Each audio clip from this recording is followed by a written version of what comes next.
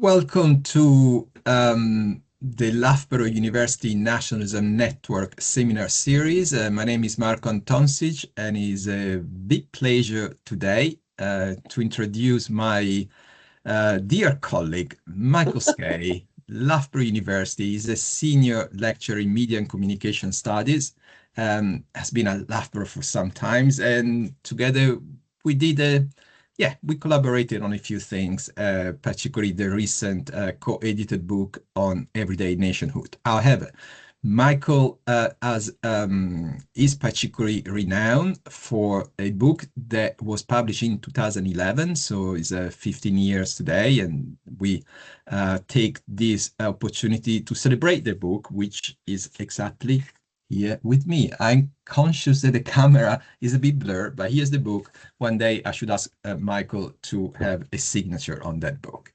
Anyhow, today Michael is gonna somehow look back at the book that was published 15 years ago, and at sometimes looking forward. And he used the title "Flagging Nations." And I asked Michael why that title. I'm not going to reveal anything. It's better for Michael to introduce the title itself. So without further ado, I will leave the floor to Michael. I would invite everyone. I can see already everyone has the camera closed. So please keep it closed and obviously mute yourself. Michael is going to talk for about 35 minutes. And after that, there will be time for Q&A. At that point, you will be more than welcome to open the camera and ask the question yourself. This is preferable rather than putting the question in the chat, but as you wish. Right, Michael, the floor is for you. If you don't mind, I will also close the camera, so it will be just you and the slides. Okay, so thank you very much, Marko. So the first thing I should say is that when Marko asked me to give this talk, I had a number of emotions, and I just want to briefly go through these. So first of all, obviously, I was very honoured. I've now been at Loughborough almost 10 years, and this is the first time that Marko has invited me to give a talk at LUNN. So one of those emotions was a deep sense of pride that I finally managed to get a LUNN talk. And the second emotion I had was a sense that, wow, was it really 15 years since National Belonging in Everyday Life? When it came out, I think I was probably starting to approach the top of the hill, and now I am definitely down the other side. So there was a little bit of kind of wistfulness in looking back and thinking that 15 years has passed since the book was published. And I guess the third emotion I had, and this relates to when the data for the book was collected. It first of all formed the basis for my PhD, and then subsequently I wrote the book based on the thesis. And at the time I was collecting the data, at the time I was writing the thesis and writing the book, it was a very different period. It was the late 2000s, it was the early 2010s. And for those of you who remember that time, there was a lot of talk about cosmopolitanism and how these relatively new digital technologies might generate new forms of solidarity and belonging. Now, looking back from 2026, I think it's fair to say that some of those cosmopolitan visions weren't perhaps as realized as they might have been, and that actually nationalism in various forms is still with us, and in many cases has taken on some rather problematic and slightly more virulent forms. And that's one of the things that I want to talk about today in relation to the flagging nations, was how things have changed and the extent to which I guess the framework of national belonging in everyday life can still be applied in the contemporary landscape. So what I want to do first of all is talk a little bit about that shift from 2002 to 2025. So 2002, I guess, is when I started thinking about some of these issues around nations being flagged. And then certainly in this country last year, there was a whole wave of the nation being flagged by a particular group within this country. And so I'll reflect on that shift a little bit. Then I'll talk about the book itself, the scholars that it drew on, the ideas that it drew on, and perhaps some of the contributions that it put forward. And then in the final part of the session, I will try and talk a little bit about some of the current debates going on in relation to nationalism. And one of the things that I really want to talk about is how there's so much talk these days about populist parties and populist movements, but how so much of that discussion fails to take into account work on nationalism. And I think it's a lot poorer for that. And I think a lot of that work would benefit from drawing on not only insights from this book, but insights from kind of everyday studies of nationalism more generally. So that's the plan for the session. So I just want to give a little bit of background to how I came to studying this topic. The Are Flagging Nations was my original plan for my PhD thesis, which I thought was very clever and very sophisticated. And my supervisor said to me, Michael, don't try and be clever or sophisticated. No one will understand what you mean by this. So just a bit of background. So I was in Australia for a couple of years from 2000 to 2002. And I arrived back in London in the August of 2002. And I was met with a sight that I'd never seen before in this country, because lots of buildings and streets were covered in flags. And growing up in England, I'd never seen displays of flags in this way before. And I wondered what was going on. And what had happened that summer was that there were two kind of events. One was the Silver Jubilee of Elizabeth II, and there was a World Cup campaign by the England football team. And those two events were suddenly met with a whole range of very overt flag waving, which I thought was quite interesting. And I wanted to initially find out, I mean, the idea behind the PhD initially had been to focus on those two events and see what was going on. But then I started to become more interested in that shift from a country that rarely displayed flags to one that increasingly displayed flags in relation to sporting events throughout the 2010s and 2020. So that was the kind of impetus for the PhD. And then, of course, if we fast forward to last year, there was a whole, what I would call different sort of flag waving by a different sort of group of people. So I think in 2002, it was quite interesting that groups that had previously perhaps perceived the flag as problematic began to take it on and began to wave it themselves. So in the 2000s, I remember reading about British Asians starting to support the England football team in a way that they'd not done before. So this initial burst of flag waving seemed to be something a bit more open, a bit more, allowing different groups to come in and celebrate their Britishness and their Englishness.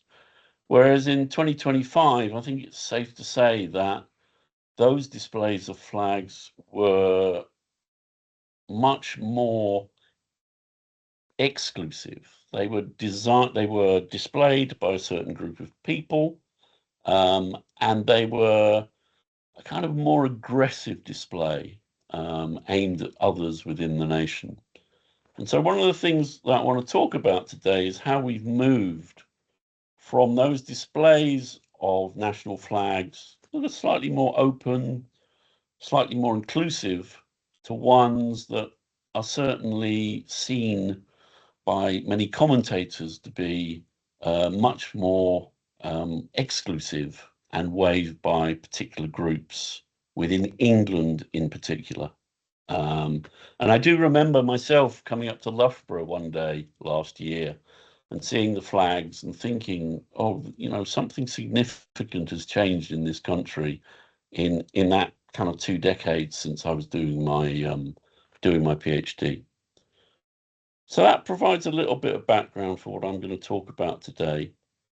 What I want to do now is move on to talking about what kind of inspired the book, and subsequent work that I've done around national belonging.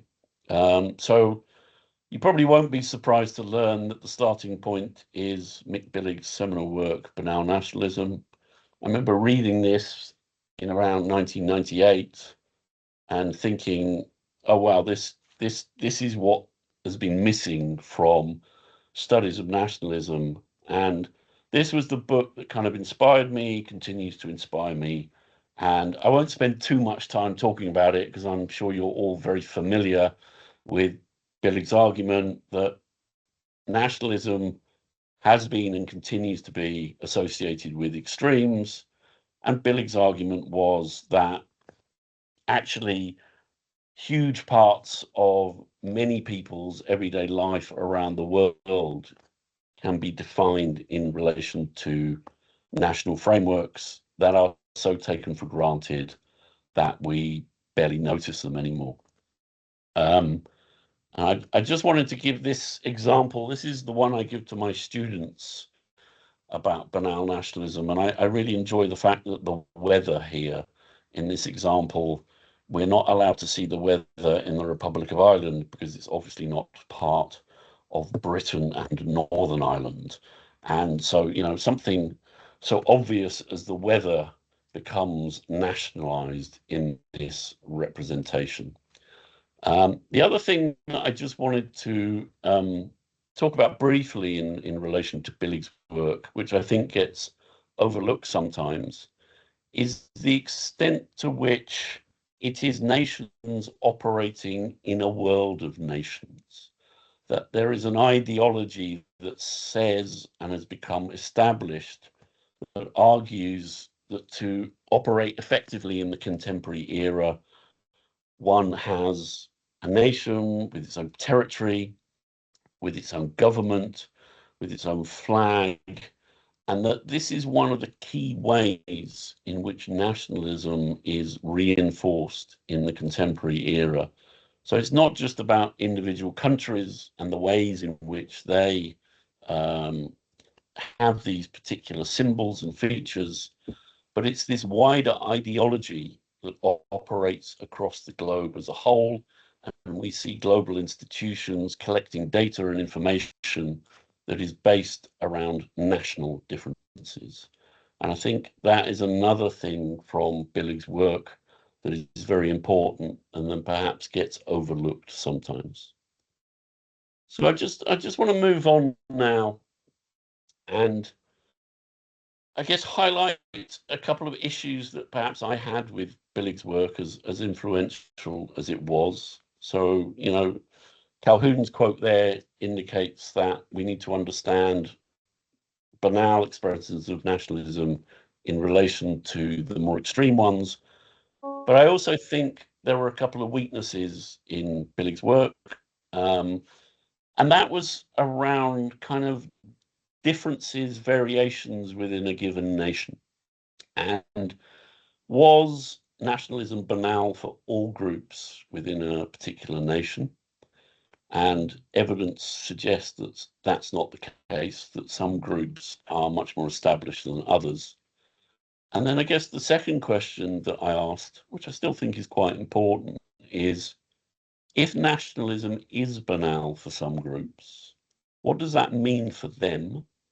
And what might it also mean for those groups who are not as comfortable, whose sense of place within the nation is not as established, so that those national symbols never become banal. And I think in looking to answer those questions, we can start to think about why nationalism continues to matter, not only in terms of its extreme expressions for populist groups and parties, but also for kind of ordinary people as well. And this is, I think, I draw from the work of Billig, I draw, as I'll discuss, from the work of Gaston Hage as well.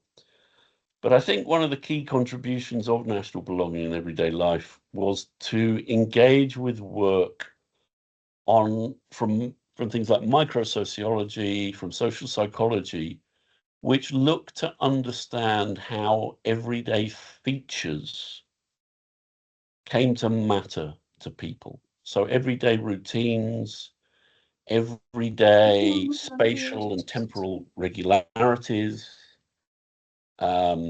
ways of doing things, if you like. And that draws on work from Berger and Luckman, social construction of reality. That draws on work from people like Goffman, Garfinkel, who certainly didn't talk much about the nation, but were interested in how people navigated their everyday lives. And what I tried to do was apply some of those insights to think about why the nation might matter to different groups. And I also drew on the work of Anthony Giddens, who talked about ontological security in relation to contemporary societies. And my argument was that the nation might be one feature of the contemporary era that underpinned a sense of ontological security for certain groups. Certainly not for everyone.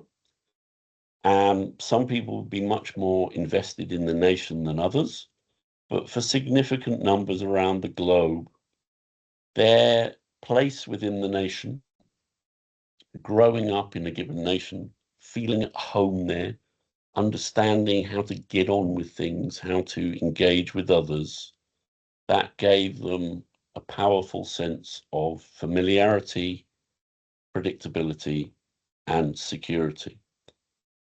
And so, having sketched out those ideas in relation to some of those theorists, I also sought to think about who those arguments might apply to. Because I think one of the weaknesses of some of the nationalism scholarship is that it tends to argue that everyone within a given nation has the same relationship to national forms of belonging and organization. And here I was very, very strongly influenced by the work of the Australian and Lebanese scholar Gaston Hage. And I came across Hage's work quite late in my thesis.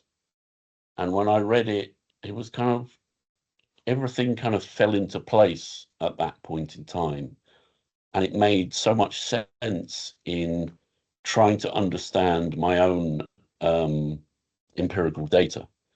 And Hage drew on the work primarily of Pierre Bourdieu to argue that within any given nation, there were what he called hierarchies of belonging, and that different groups within the nation had more or less what he called national cultural capital. And that was particular characteristics that marked them out as belonging more or less to the nation. And that those people who had more national cultural capital could make judgments. They had a sense of agency. They had a sense of power to make judgments about others within the nation.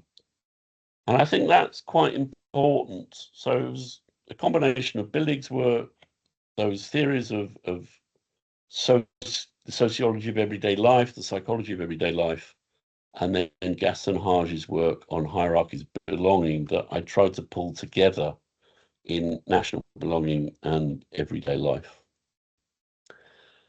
And I think it's fair to say that it's quite hard in some cases, to understand the meaningfulness of national frameworks to individuals.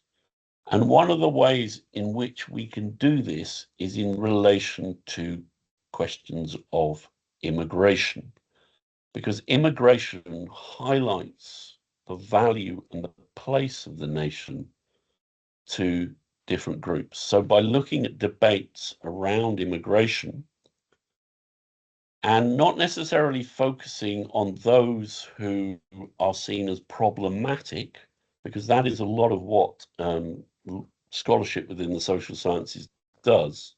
It focuses on the other and the groups that are labeled as other. But what I wanted to do in National Belonging in Everyday Life was to look at those making judgments about others and to think about what they got from being positioned in this way, from being able to make those judgments. Now, of course, I'm not saying we should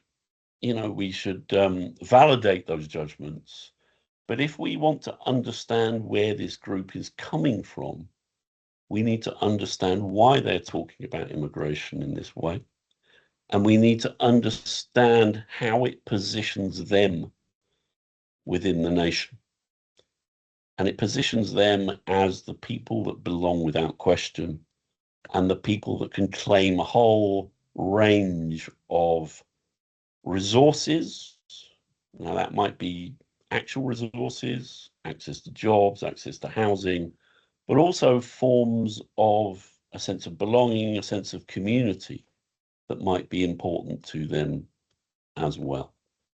And I just want to say at this point that by trying to understand the perspective of people, some of whom may be making some pretty horrendous comments, that doesn't mean that we are condoning what they are saying. We are trying to understand where they are coming from and the meaningfulness of the nation in their everyday lives.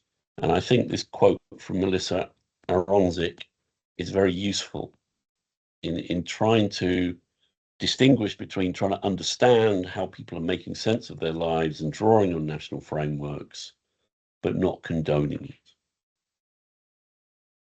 And I'm gonna move on. I mean, so this was the research project related to my PhD. So what I did was carried out focus groups with various people from what I called the ethnic majority, because I wanted to talk to people who I thought their sense of belonging to the nation would be established and would be largely taken for granted. Now, this data was collected in the mid to late 2000s, but I still think, I mean, looking around at debates that are going on, certainly in this country and in other parts of the world, I still think, I'm going to show you some of the quotes now, that some of the things that they're talking about are still very relevant 15 years on. And what I'm interested in here is focusing on the people who are making the claims. Obviously, they're in putting forward these discussions, they are looking at certain groups of people, some of whom are racialized, some of whom are talked about in very problematic ways. But what I'm more in, and that's important, and we should push back against that. But I think it's important that we also understand what these sorts of quotes are telling us about the people that are putting them forward. And so in this case, you know, Derek has identified these people as problematic, but he is giving himself the right to make comments about these people. He is outraged because he views this as his country. It is his country without question, and he has the right to monitor and critique the activities of others within his country. And again, that sense of power, that sense of agency is, I think, quite important. And I've chosen these two quotes because they come from groups in very different parts of the country. The first group is the working class group in Manchester. This is a group in a place called Cirencester near Bristol. It was a much younger group, college students. And again, they're talking about this idea of what Harsh calls the domesticated other. So it's okay to have some otherness within one's own country or within one's own city. But if you go beyond that line, then that becomes problematic. And again, it's this idea that Melanie has the right, without question, to make these judgments about the presence of other people within her nation. And then this final one, and excuse the profanities, is again this idea of other people who don't belong as much within the nation.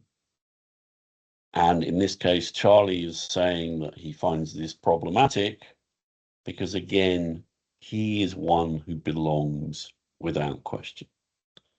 So I think what these three quotes show us is that the nation matters, and it matters because these people view themselves as people who belong and have the right to make judgments about others. And I think we can see this in contemporary but debates as well around immigration and other associated issues. And just one final thing, which I thought was quite interesting at the time, and I again think is increasingly relevant today, is this looking back to this idea that the nation has changed in ways that these people find problematic, and that there is a need to wave flags. And in this case, Peter and Diana were talking about the displays of flags in relation to sporting events and royal events. But I think if you look at some of the more recent displays of flags in the past couple of years in this country, you can see similar viewpoints being expressed. I'm going to jump through these two. And I think there has been research in other parts of the world, certainly in Western Europe, certainly in the United States, and definitely in Australia and New Zealand. So I think these arguments apply quite well in these locations. I'm not sure they apply as well in other parts of the world, and that would be for other scholars to comment on that. But some of these arguments around the threats of immigration, the extent to which countries have changed in ways that people find uncomfortable, and then they draw on national frameworks to not only complain about this, but also to cement their own place within the nation. And I just want to shift slightly now to think about what has changed in the last 15 years or so. And I think one of the things that perhaps we don't talk enough about is the extent to which people's lives in many parts of the world have become more precarious, and how inequality has grown in places like Britain. And there's lots of evidence to show this.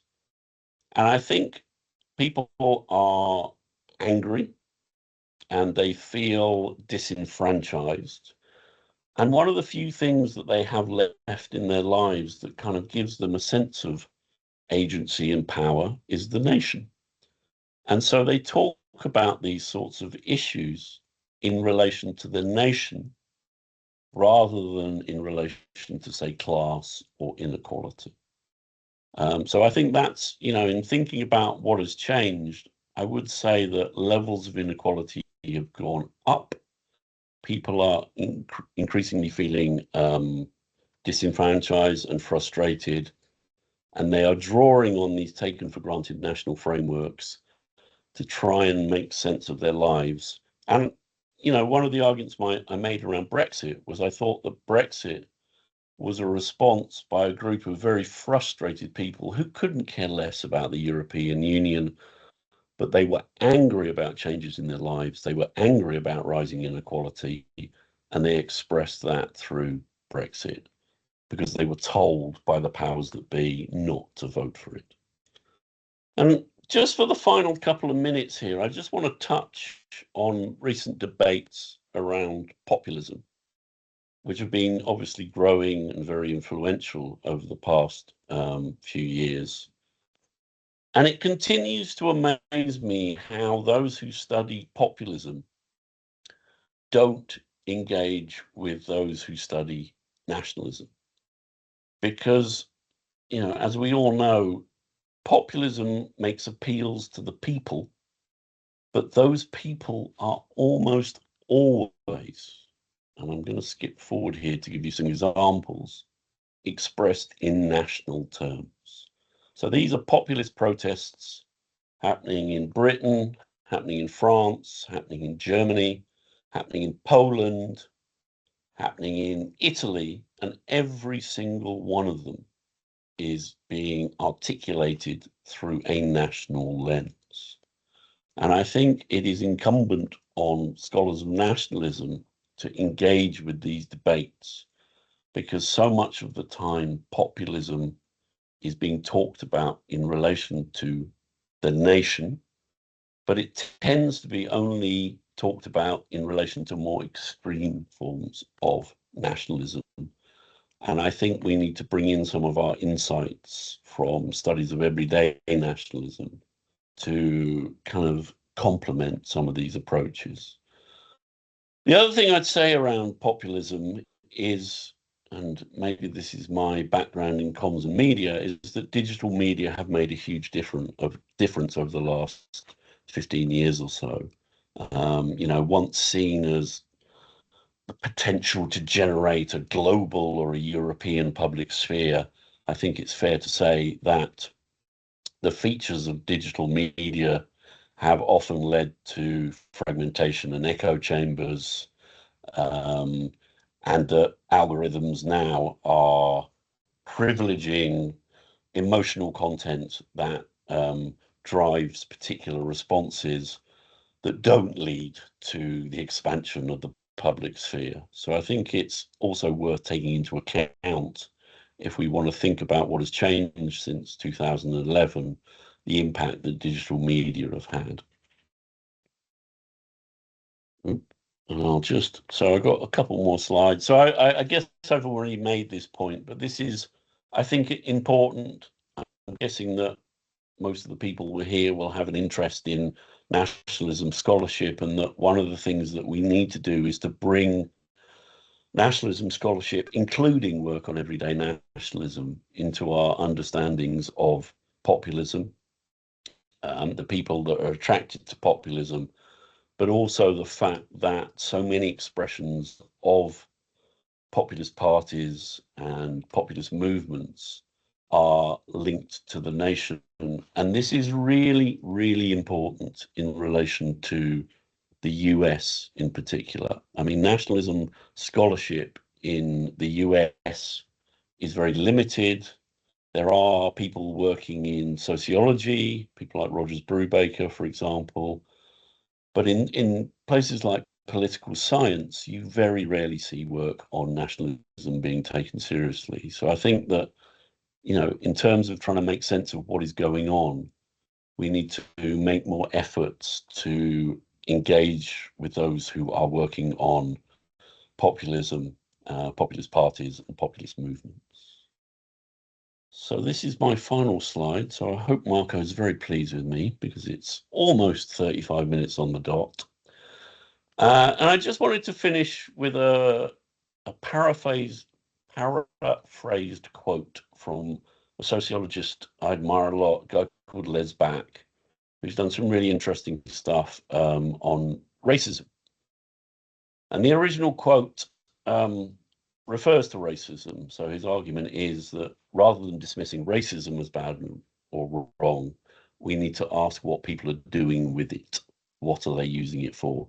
And I think we need to do the same thing with nationalism. Even if we do not like what they are doing, even if they are articulating pretty horrendous viewpoints, as scholars, we need to understand what national frameworks offer to people.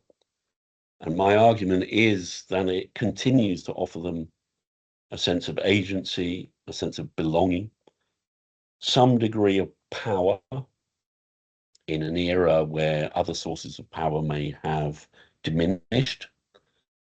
And that if we're thinking about these populist movements, it's really important that we understand or we think about how people are trying to make sense of the world, and that they're drawing on nationalist frameworks because they are still meaningful to so many people around the world, where other sources of identity and community around, say, class or work have been diminished.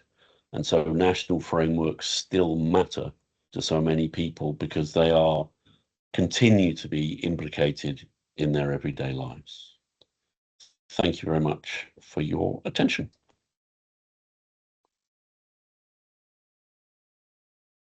Thank you, Michael. Yeah, nice talk. Just for the record, the door was always open for Michael. You didn't have to wait 10 years. If you wanted, the door was open. Anyhow, we like to crack Marco, jokes you know between. how I like a cheap gag. I know how. I mean, and you guys, if you don't know us, we love to tease each other. So anyhow, floor is open. You can open the camera, ask the question, or put the question in the chat. I see Atsuko. Atsuko, if you want to open the camera and the microphone, ask the question. Possibly, Michael, if you're happy, we can Thank you. collect. Thank you, Atsuko. We can collect a couple of questions because I see the room is quite busy, so maybe we can collect a couple of questions. So yeah, first Atsuko. Sure. Thank you, Michael, and thank you, Marco. Michael, I enjoyed your talk. Thank you very much. And I think I start with a comment, and it leads to a question. I think you are underselling the strength of your work. That you are looking at this, how people's agency, how people use the framework of nation to make sense of the world, which is, I think, I know Michael Bilek is in the room. It's a big step forward from Michael Bilek's work on the kind of, banal nationalism, the power of kind of silent power of almost kind of state control. Anyway, so I was really interested in this, and I think you are underselling it to a large degree, and so that's what I want to ask you a little bit about. I completely agree that nationalism is still kind of alive and kicking because it makes sense to the people. When people are making use of nationalism the nationalist framework or framework of nation, it seems that while they're using their agency, but they seems to be using the framework which is framed by the state institution, etc., etc. So to what extent is in your view, this is a kind of bottom, not really bottom up, but you know what I mean, that the tension between the nation and the state, to what extent it's this, in your view, what people are doing, it's a challenge to the kind of to the established state framework, and what you can tell about the tension basically between the state and nation. Thank you. Thank you, Atsuko. Michael, happy to take another one. Claudia, for you, if you open the microphone. Yes, thank you very much for the talk. Super interesting. And I would be interested to get a bit more of your view on the Raise the Colors flag protest, because I've been thinking about that quite a lot, and I've written an article on that. And I'm just thinking about like bringing together banal nationalism and everyday nationalism, like the kind of looking at the unwaved versus waved flag. I feel like these kind of borders are getting incredibly blurred, and the perception of patriotism versus nationalism, and like how you would see it, and maybe yeah, that would be quite interesting to get your take on raising the colors. Sure. Michael, there are 3 more questions. You happy to take another one? You want to answer this too? No, go on. Yeah, go on. Yeah, Sabina, you want to go ahead? No, not Sabina. Not me then. Okay then. Hi there. Yeah, hi Michael. It was good to have a reminder of your book, and I kept thinking as you were talking, you know, what is new, what has changed? You know, that's the big question. And I wondered, you know, one of the many changes is I think it's fair to say that nationalism, not just, you know, as a kind of this general ideology, a way of seeing the world divided into nations, but you know, nationalism in its more kind of, I guess, perhaps violent or aggressive forms even, or more exclusive forms, let's put it that way, has become more acceptable, including among elites, and including among elites that perhaps 20 years ago would not have dreamt of using those sorts of arguments. And that makes me ask, you know, in what ways, or can the explanation you provide in your book somehow help us make sense of that? You know, because your argument is primarily about parts of the population that are for one or another reason disenfranchised because they've lost other sources of community, and then embrace nationalism as a kind of way of providing ontological security, which is a persuasive argument. But how does that work, you know, or does it work in some way to explain what's happening with elites today? Thank you, Michael, for you. Then we have two more questions. I can add also another one. Yeah, go ahead, Michael. Okay, so how much agency? I mean, I think it's quite interesting that populist parties kind of position themselves against the state, the elites, and kind of try and present themselves as offering an alternative. How much, you know, how much should we place on agency? I think one of the things that digital technologies have changed, and this might also bleed into the answer to Sabina as well, although she's the expert on populism, not me, is that people can now much more efficiently kind of create their own counter narratives.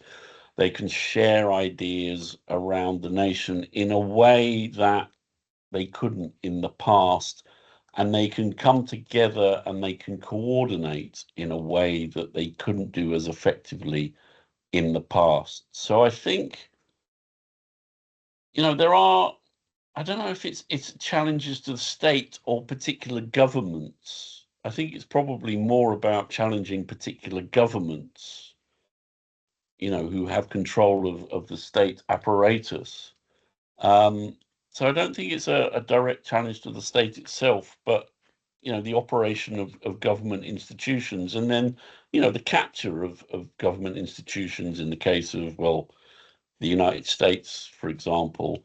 But that requires some buy-in from these relatively small numbers, who can then put forward their kind of counter narratives, their arguments that challenge the kind of more official doctrines, whether that be around Brexit, whether that be around you know, democratic elections.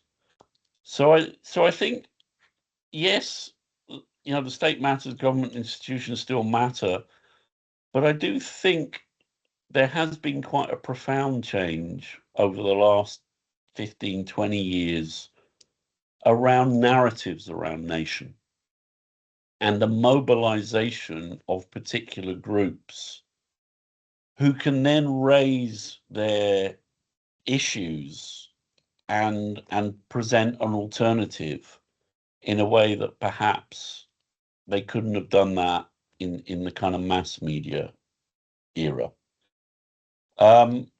Claudia, Raise the Colours.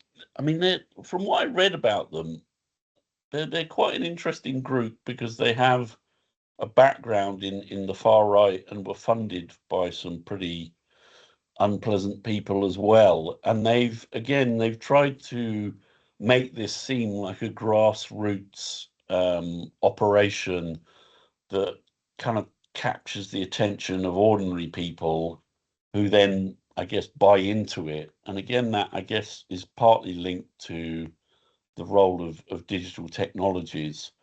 But I also think that it represents an example of this. I think there has been in this country a shift towards more virulent expressions of nationalism and in other parts of the world as well. And that was, I guess, one of the things I tried to argue was that we need to think about this as heating and cooling, that at particular moments things would heat up, maybe across the country as a whole, maybe for certain groups, and then they could settle down. And I think we are now in a period where in many parts of the world, these debates around belonging and nationalism are heating up. So I think, you know, in terms of thinking about what Raise the Colours represents, I think it represents a kind of alternative political organization that has used money from particular sources, but also has leveraged digital technologies to kind of play on the anger and the insecurities of certain people within this country, you know, who do feel disenfranchised and don't feel that they have much in the way of any other opportunities to kind of state their case. And again, I don't want to condone what's gone on. I found it kind of pretty disturbing. But I think it is an expression of people who are, you know, deeply unhappy, very angry about what's going on around them, and that, you know, the nation represents something meaningful to them and something that still gives them a sense of agency. And Sabina, you know, are we moving into a more violent, exclusive arena? I mean, you know, I think yes, we are. And I guess I would refer back to some extent to that argument around inequality. I think this is a really important argument, and I don't think it's talked about enough, either, you know, in general terms or by scholars of nationalism. Is, you know, people are really struggling in this country and other parts of the world. They're angry, they don't feel that they have a voice, and you know, that anger has built up over a period of time. There have been political entrepreneurs in this country, reform, that have taken advantage of that anger and have mobilized it to, you know, try and secure their own political ends. So I think, you know, when we're trying to make sense of what's going on, I do think those twin factors of inequality rising, concerns about, you know, jobs, concerns about housing, but alongside that ability for those groups to kind of mobilize and share with each other alternative narratives of the nation are really quite influential in different parts of the world. And that, I think that goes beyond the West. I mean, you can look at that happening in places like Brazil, in South Africa, in India. And obviously there are different contextual factors that play in there. But I do think that those two features are important and need to be discussed more. Thank you, Michael. We have still 3 questions, and Yuval, Mick, and Catherine. Yuval, you want to go first? Sure. Thank you very much, Michael. Really interesting. Yuval, you're very quiet. I can barely hear you. Sorry. That's my mistake. Now, can you hear me? That's better. Okay, sorry. Yes, thank you very much for this. I have a couple of observations, and I'm very curious to hear your thoughts about it. So obviously you made the very correct connection between nationalism and populism, and obviously the type of populism that is not connected to nationalism and pushes back on nationalism is revolutionary Marxism, right? And I'm wondering, especially given the kind of economic precarity that you're describing, why we're seeing this rise of, you know, populism that is tied to nationalism, but we don't see a rise of Marxism, and maybe in the kind of contemporary economic, arena, maybe we would have anticipated something like that happening. So that's one thing that I'm curious to hear your thoughts about. The other one, again, I really sympathize with your emotions that, maybe some of the things that we're seeing, we should not condone them, we should condemn them, the way that nationalism is being articulated, but still it is very meaningful to a lot of people. And I agree that, it is meaningful, and maybe we should not dismiss that because nationalism creates a sense of belonging to some individuals. And maybe the inflection point, I'm wondering, and I'm curious to hear your thoughts, is when individuals start to not only say this is a way for us to feel a sense of belonging, or even to maybe pass judgment. We all pass judgment on others, but to feel like they are entitled or they are in need to defend the nation, right? I think this is when it becomes dangerous. When you start talking about, there is an invasion of our nation, and we have the right, or even the moral obligation to defend the nation. And that also very often intersects with other problematic discourse, because it's not only about defending the nation, it's also about defending the family very often. And that intersects with, it's very often these are white men, and they talk about, defending our women, defending our children, and so on. So I'm wondering what you think about if that is indeed kind of the inflection point and how we should think about it. Thank you. Mick, do you want to unmute yourself, Mick? Mick, you need to mute. Let me unmute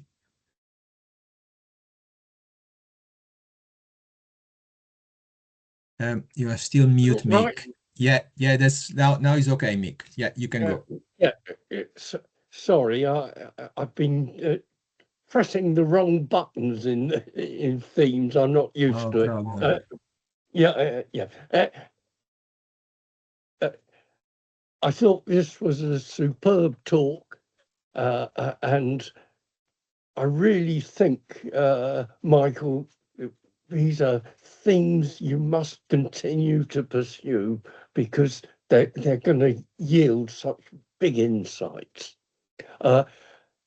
Coincidentally, in the last few weeks, I've been looking at these new flags being raised, primarily because one has been raised at the bottom of my road, and I pass it by, and I think these flags, these ones were from Reform UK, because they won power in the local constituency in which I live, and they are both simultaneously wave flags and banal flags at the same time. And I think there still is a role for asking how, or looking at how complex banal nationalism is. And in my book, I just oversimplified it. And the criticisms you make of banal nationalism, I absolutely agree with you. Thank you, Mick. Catherine? Hello. Thank you so much for this great talk, Michael. It was really interesting, and so nice to revisit your work and have it all fresh. And obviously, I'm thinking a lot about what does this mean today, 10, 15 years down the road. And unfortunately, or fortunately, perhaps, my question was pretty much asked by you, Vlad, because what I was curious is in the emphasis that you had on, or the comparison that you were making with class. So why is the nation still relevant today? Why are people still turning to it as a kind of a meaningful identity, when a lot of the crises that we're facing are obviously international crises, global crises, climate crisis, pandemic, and obviously inequality is not nationally bounded, right? So why are these people, why are we, should we say we in a kind of collective we, still using national frameworks to sort of express this resentment, this anger, this, why are we fixating on the nation in the same way? And is it not, I mean, you're obviously a communication scholar, specialist as well. So is it to do with framing? Is it to do with scapegoating? And why are these discourses coming, perhaps, as Sabina suggested, from the elites? What are they getting out of it? And is it actually a kind of, can we think about it as an endemic reaction to inequality and injustice, or is it in fact coming? Is there a top-down element to it, really, I guess, is the question. Michael, you want to go ahead? There is a question in the chat, but let's go ahead now and then we can pick it up later. Yeah, thanks, Michael. Yeah, no worries. Thank you. So yeah, revolutionary Marxism is not my strong suit. So I mean, I would say, and I think all of these, well, certainly the first and the third touch on the importance of class and class solidarities and, you know, communities built around, you know, a class identity and work. Certainly in this country, class no longer is talked about in the way that it used to. And I think, you know, one of the reasons that so many of these varied issues are debated in terms of the nation, I mean, something like the climate emergency is still so often framed in terms of, you know, what are the Chinese doing? What are the French doing? What are, and you know, in this country, it's even more kind of ridiculous than that about how, you know, it's articulated through a national framework. And I just would say that because other forms seem to have lost their salience to people, and, you know, whether that's been a deliberate process, you know, I think there's more qualified people to answer that question. But, you know, if you look at the ways in which people identify themselves these days, relatively few talk about class. You know, work is no longer as important as it used to be in terms of how people identify. And I think if you have that sort of vacuum, then that's where the nation comes in, because it's still articulated on a daily basis. You know, so it's the everyday stuff that Mick identifies so effectively. And I'd be interested to hear what other people think about this. But, you know, why aren't other sources of identity? Why aren't Americans who are losing their health care, who are not getting paid as much as they used to, why aren't they protesting about this in terms of class? Why are they going for someone like Trump, who articulates it, their anger in terms of, you know, the nation and elites and so on?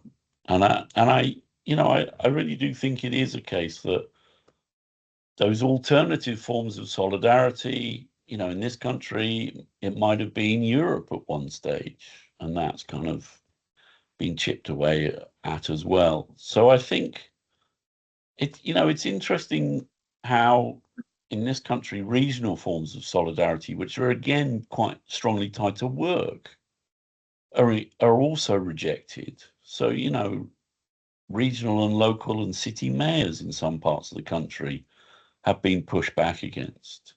So I think it is, and I don't necessarily have the complete answer to this, but I would say that, you know, class and other forms of solidarity have been undermined.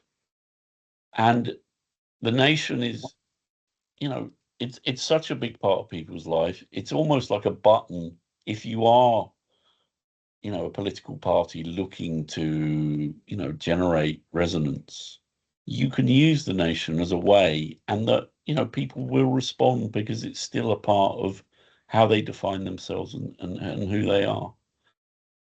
So the question about waved and unwaved flags, there's a much better study than mine, which is one. What are their names, Marco? The two Welsh scholars. Rhys Jones. Rhys Jones, two geographers who did a really interesting study in Wales. And they weren't necessarily looking at flags, but they were looking at road signs and how Welsh language road signs were really meaningful to some groups in Wales and completely irrelevant to others. And I think that study maybe gives us a way into thinking about how certain symbols can become controversial, significant at particular moments in time. I remember when I was doing my research for my PhD, there was a lot of talk about piggy banks in this country. Now, piggy banks are where young people used to put spare change to save up. And there was this whole debate about how piggy banks were being banned because of Muslims. And it was bullshit. But for a moment, there was this huge debate around piggy banks taking place both within the media, but also in these everyday conversations. Now, in contemporary Britain, no one's talking about piggy banks. So it's at certain moments, partly it might be through powerful institutions. In this case, it was the media and political parties talking about these issues. And then suddenly there was this whole debate about this symbol, which previously hadn't been talked about. And I think the same thing can be applied to flags. I mean, flags have different meanings. If you go to Scandinavia, people display flags for their birthdays, I understand, and they don't have necessarily the meaning they have in this country, where flags, when I was growing up, were absolutely a symbol of the far right, and maybe are now seen increasingly as a symbol of the far right as well. So I think tracking the changing meaning of those symbols over time is an important thing to do. And also to think about what they mean to different groups. So for some groups, those symbols might mean quite a lot. And for others, they would just be an irrelevance. But on class, I think there are better people to ask than me, is what I'd say. Hi, Michael. There is a comment. So there is a question in the chat, and there is a comment as well. So the question in the chat, you can also read it, but I can read it for the audience. Is about the focus that possibly you might have that is mainly on white people, white working class.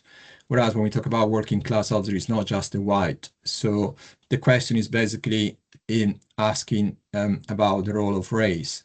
And I come back here with a question myself, but below that question, there is also a comment about the fact that basically,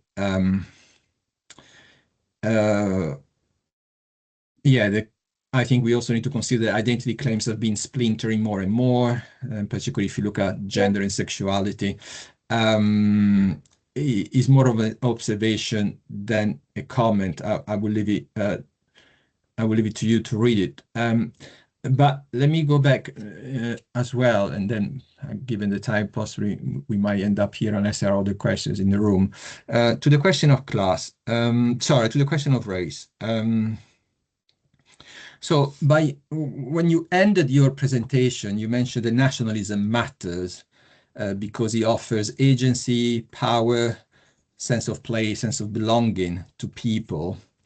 And obviously, I should not telling you because you were the first that you pick up one of the concerns that you mentioned in relation to Bilek's banal nationalism is the fact of somehow treating people as one thing. And obviously we need to unpack that people along various social demographics line. So in that sense, nationalism matter because offer agency, power, and belonging to people it has to be specified. It has to specify in the sense of only white people. There's a lot of people that belong to the nation. They feel a sense of belonging to the nation, but obviously for them, the nation does not offer that agency, that power and thing. So the question that I have for you, why, if you realize from the beginning that people has to be unpacked, why do you go, sorry to say, for me, the most boring category? These are the white people. We already know everything about how white people engage with the nation, that sense of ethnos, that put themselves first, that sense of entitlement. Why not explore the nation from that minority perspective, just because it might offers a more insightful view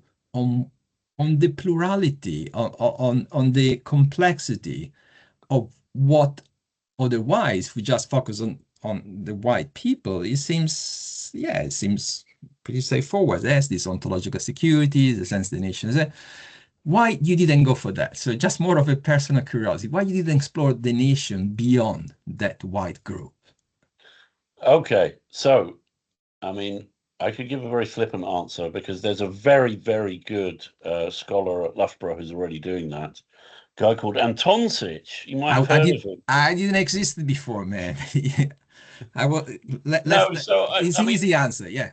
Yeah. No, the reason I wanted to look at what were called the ethnic majority is there'd been relatively little about them at that time.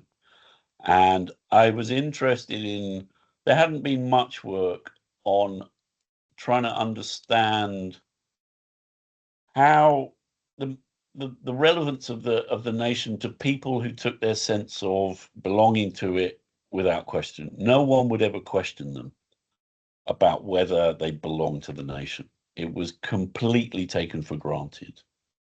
And I think it is interesting, and it was one of the things that I kind of toyed with the idea of doing after the book, was to look at groups from ethnic minority backgrounds and how they expressed their sense of belonging and how that might have been challenged by other groups.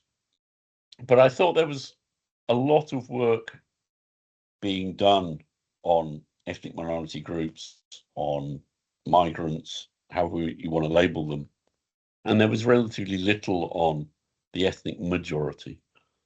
So that was the reason I chose to focus on them for the book. But I think probably the most interesting stuff at the moment is about those groups. And you know John Fox's work. John Fox has done some really interesting stuff around how quite recent white migrants to Britain differentiate themselves against ethnic minority groups. And I think those complexities and those tensions are really interesting. So if I was going to do a study today along similar lines, it would be amongst second, third, fourth generation ethnic minority groups, and maybe looking at how more recent migrants from white backgrounds and the kind of ways in which they claim or their claims are resisted by others.